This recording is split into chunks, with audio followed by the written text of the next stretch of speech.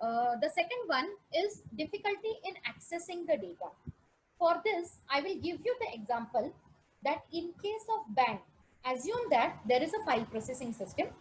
Every data is getting stored in the Excel files. And one fine day, the manager needs the information that I need the list of customers who are staying in Kandivali. Okay. So there are two ways to get this information. As it is a file processing system, there is no software which is present which can give you the data. Okay. The data is simply present in your Excel files. Assume that it is present in Excel file. So what the manager will do, either manager will say the clerk that you take the printout of all the customers which are having account in the bank and manually tick mark the customers who are staying in Kandivali. This is the first way. The clerk will simply manually find the records and give the result back to manager. Okay.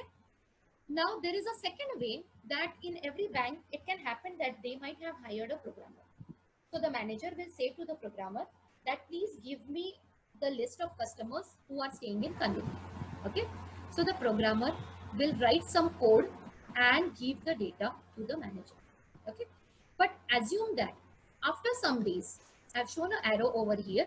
After some days, now the manager wants the information that who are the customers who are staying in Kandivali but who are having 50,000 in their account. Okay. So now again there are two ways. The manager will be saying to the clerk, take the printout and manually tick mark and give me the records, or he can request the programmer to write the code. This means that whenever a condition changes in case of file processing system, you need to either manually find the records or you need to request your programmer. If you don't have programmer hired at your site, then what you will do? You will have to pay the programmer every time he is giving you a short code. Okay. So now question arises. We are simultaneously seeing if these are the problems, how these problems can be avoided in your database. Okay. So now how it can be avoided? You know that there are SQL queries. SQL queries are simply you are writing the commands and executing so that you get the results. So this problem of accessing the data can be avoided in your file process in your database by simply writing SQL queries. Okay. In the upcoming slide, you will understand that there are certain users who are not aware of any coding, but they simply get the information by writing the queries. Okay, they are known as sophisticated users. We will see in different types of users. So is the problem clear? This was a problem where every time a manager requires certain information, and that information he will be either finding it manually or he will be requesting the programmer to get the information. Okay. So this was the next drawback in file processing system, which can be avoided by using the SQL queries. Next is your atomicity. Now, atomicity problem is related to your power failure. Assume that you as a user, you are going to the bank, sorry, you are going to the ATM to withdraw the money. And in the file processing system, there is an Excel file which is maintained by the clerk, or you are going to the bank itself to withdraw the money. Okay. And whenever you have withdrawn the money, at that time, suppose there is a power failure. I've shown the symbol of power failure, that there is a power failure. And assume that when the power comes back, as it is a file processing system, whenever a power comes back, at that time the clerk who is sitting on the PC forgets to update your record.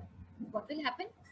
You have withdrawn 1,000 rupees from your account, but that entry has not gone to your Excel file because of manual intervention.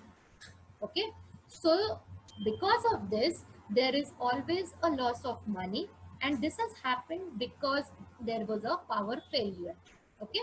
So this was a problem which was existing in your file processing system. Now the question arises how this problem can be resolved in case of database.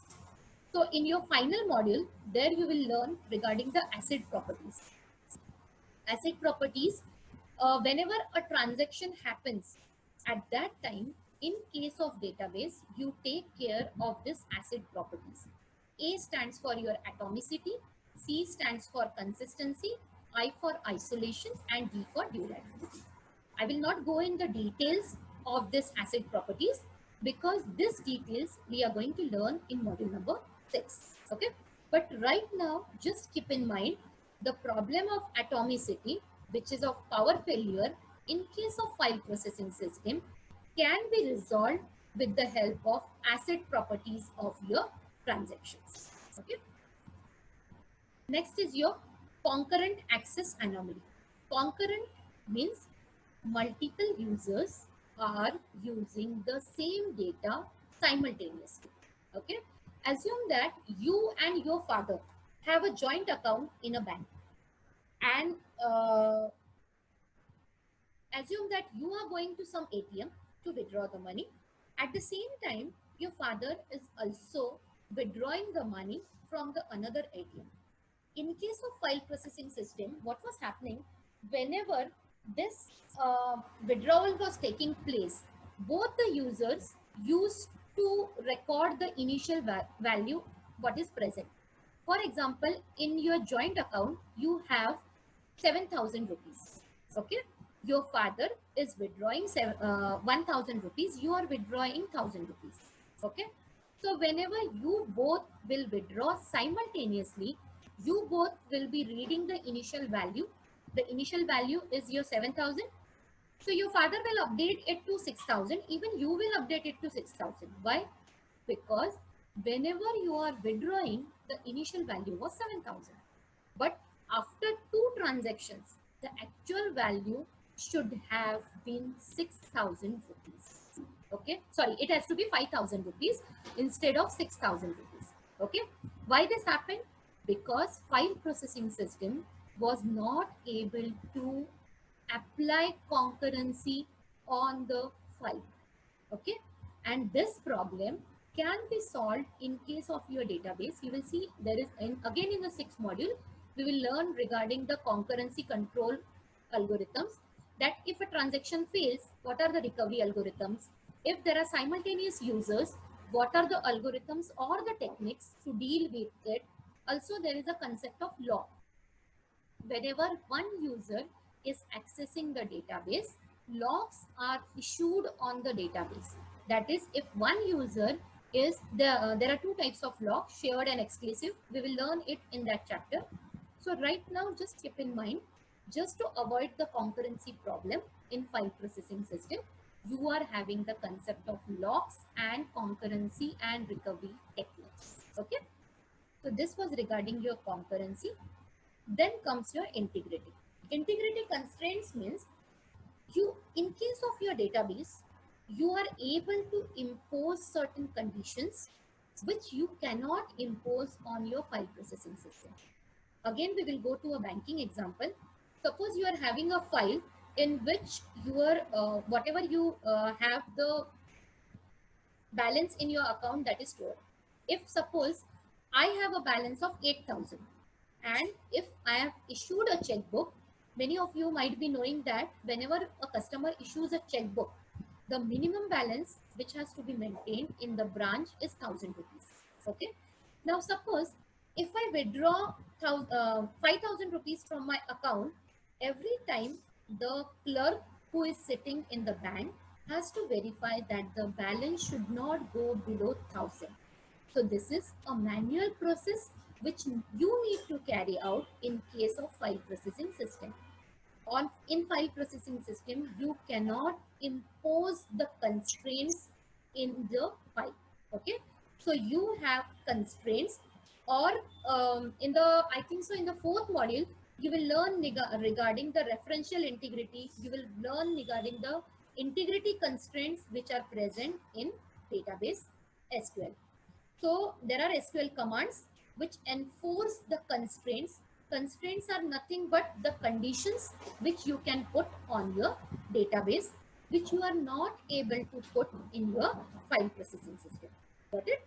So this was your integrity problem. One more problem I forgot to list over here is data isolation. So we have already seen this. In case of file processing, yes. Hello. कुछ लोगों को ignore करो, फिर वो खुद आपको बड़े लोग बुलाएंगे. Ankit. Ankit. Ankit, mute your mic, na? Mute your mic. Roll number 57. Ankit Yadav. Is it anything important which is going on, Ankit? So in that case, you can leave the lecture. I will give you the attendance. Okay. So in case of your databases, you can put the constraints. So I was talking regarding one more problem, that is data isolation. In case of file processing system, you have seen that your files are scattered. That is, they are not linked to each other. Nowadays, because of advances, you can link your files, but in the old age, your files were not linked to each other. Okay. But in case of your database, you can link the data into multiple tables with the help of foreign key. So that is your data isolation problem. Next comes your security. You are all are aware that for the file processing system, maximum security which you can apply is your passwords. But you are also aware that nowadays there are many free softwares which gives you passwords to your files. You can put a password to your Excel file, but there are many softwares which will retrieve the password and give you. Okay, so that was the maximum security which you were giving to your Excel files. In that case, you cannot do that for certain amount of data. Suppose you have 1,000 records. So if you want to give us one user a view of only 10 records, to another user a view of next 20 records. So this cannot be done in file processing system. But in case of your database, you can create hierarchy of rights which can be assigned to the users. See, as I have shown in diagram, see, there are 3 levels which I have put. There is a super administrator which have all the rights. There is intermediate users. There are lower users. Okay. So in the 4th module of security, you will be seeing how the rights can be assigned to the users in case of your database. So these were all the problems of your file processing system which are reduced in your database. Okay.